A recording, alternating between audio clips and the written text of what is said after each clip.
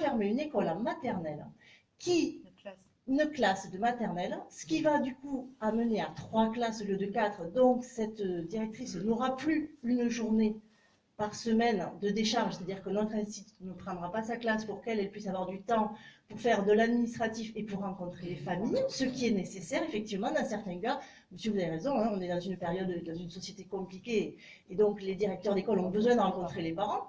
Donc du coup, elle ne pourra plus le faire. Et en plus, cette classe qu'on ferme, figurez-vous que c'est une classe de tout petit, de 2 ans, 2 ans et demi. Cette directrice dit, moi je ne suis pas très favorable à la scolarisation des très jeunes enfants, mais dans ce quartier, c'est particulièrement important parce que, comme vous l'avez dit, Madame de Noailles, ils n'ont pas le français à la maison pour la plupart. Donc, en fait, on a des enfants qui, de 2 ans, gagnent voilà, et ils font, elle me dit, ils font des efforts, des progrès considérables en 1 an.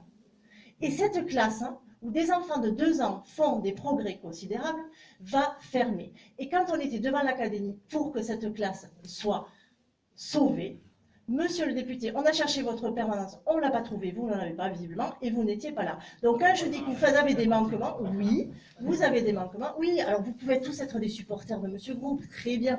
Mais bon, mais c'est pas ça. Mais du coup... Alors, écoutez, on a compris que je n'avais pas de permanence, que je ne connaissais pas Perpignan, bon, tout ça on a compris. Très bien, et en tout cas, cette école, vous auriez pu faire quelque chose pour cette école, c'est dommage parce que maintenant c'est trop tard.